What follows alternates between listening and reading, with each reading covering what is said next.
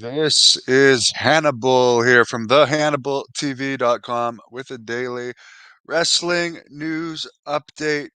Apparently, whether TKO uses Brock Lesnar or not, according to the Wrestling Observer, they still have to pay him. In all likelihood, once this blows over, if it ever blows over with the McMahon controversy, they'll likely bring Lesnar back because he's one of their big stars. And from what I understand, from my part in reading the lawsuit, the woman that's making the accusation against Vince McMahon had sent a picture of herself peeing to Lesnar to try and help him with re-signing negotiations, which to me, I don't think that's going to affect whether he re-signs with the company or not. Back when he did, this was before his last re-sign, I would assume. I would think it'd have to do more with money than Vince McMahon's mistress sending him pictures of her urinating. But I'm not saying it's right or wrong. I'm just saying I don't think that would have a big effect on him re-signing.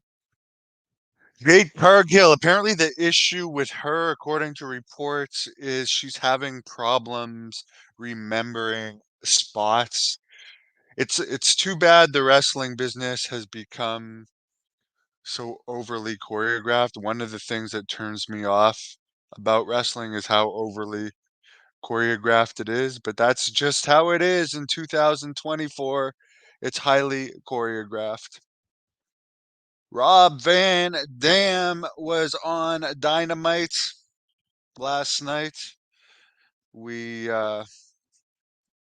did an interview with him a few weeks ago. Tony Khan is going to make another one of his famous quote unquote big announcements next week from Phoenix, Arizona. Probably my favorite. Well, Arizona's my favorite state. Definitely still want to have a place in Arizona at some point. But he's going to make a big announcement there. It's expected. It's likely going to be the Dynamite is coming to Boston, and Mercedes Moné, aka Sasha Banks, is going to debut. Will that make a big difference for AEW's falling attendance having Sasha Banks? It's another known person on their roster, but will she translate into box office? I really don't know. She has been off WWE TV for a long time now. Apparently, the announcement could also be that Okada is signing with AEW, which it's still unknown whether he signed with AEW or WWE. Will Okada make a big difference for people like me that don't give a rat's ass about New Japan? Probably not, but for the smart marks, and I have a lot of smart marks that listen to this, so this is not a shot at smart marks, but other than the smart marks, I don't think regular people are gonna care where Okada ends up. Someone, oh my God, Rob, I hope you're just referencing to Vince, and that's not a direct comment about me.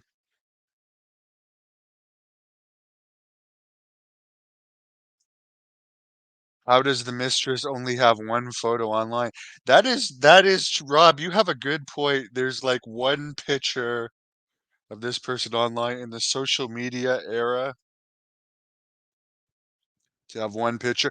The other thing, and I'm not insulting the mistress or anything, but everyone keeps acting like she was destitute. She lived in the same building as Vince McMahon when they met. You cannot be destitute living in the same building as a multi billionaire to me. If you're living in Vince McMahon's building, like he's not living in a shack. So I don't know how destitute she really could have been financially if she was living in Vince McMahon's building. I do not think the Nasty Boys will be in the Hall of Fame. There's videos out there of Knobs saying the N-word. It's far too risky to put them in there. And I know, Mike D, you're a massive fan of Jerry Saggs, but I'm not saying that they didn't have a good run or everything, but I don't think there's enough. I don't think there's a whole bunch of people that really care whether the Nasty Boys get into the Hall of Fame or not, and they're very complicated. Rob, no, Sasha Banks, other than another face that people actually will know in AEW, she's not really going to affect the ratings too much. Of course, I'll watch her debut on YouTube and stuff, but I mean, look at Paige when Paige debuted for AEW, and I don't even remember Paige's AEW name right now. I'm sure it's gonna come to me. I think Soraya, it did come to me, but like beyond Paige's first couple of appearance, she kind of fizzled out pretty quick too. She's never over like she was in WWE. The interesting thing was though, you know how Sid did an interview on my channel saying he couldn't figure out how Vince McMahon didn't fire Paige from WWE when that video came out of her having sex in the dressing room, then that threesome with the NXT title belt. Sid at the time said, "What does Paige have on Vince McMahon?" Now, with all these allegations, you have to admit it is funny that Paige kept her job in WWE with all of her controversies. The rumor was at the time it was because The Rock was doing that movie on her, but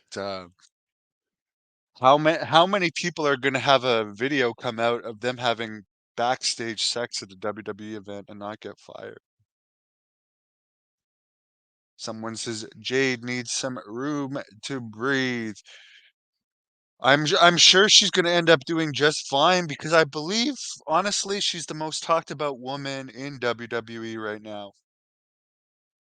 So she's already getting more talk. No, like nobody. I haven't heard any talk really about Bailey winning the Royal Rumble. I don't think. I'm sure Bailey has her fans, but like way more people are talking about Jade Cargill than Bailey. Mike D loves Jerry Saggs, who was an asshole to me the one time I met him.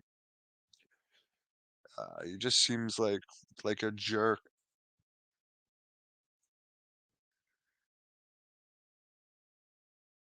No comment on that, Road Warrior.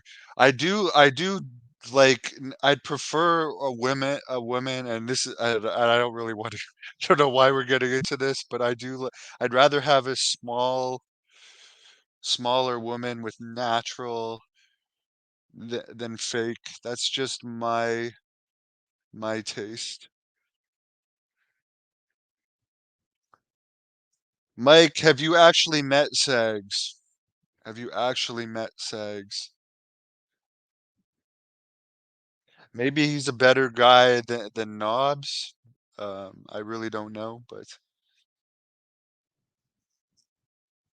yeah, I don't really want to talk about the Nasty Boys. Billy Bob, Miss Jackie shoot interview. Yeah, should be a good one. Good idea.